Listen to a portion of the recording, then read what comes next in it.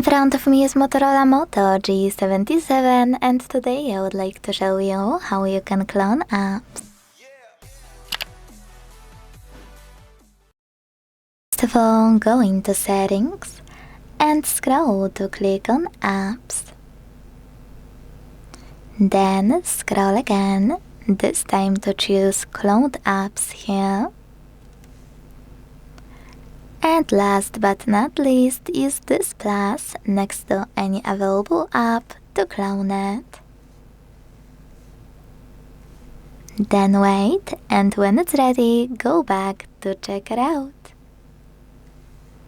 As you can see, my app was successfully cloned. To delete this clone, you can always go back to the same section in your settings and tap on bin icon next to your clone. Then confirm your choice in the pop-up. Thanks so much for watching. If you enjoyed this video, leave a like, comment and subscribe. Bye!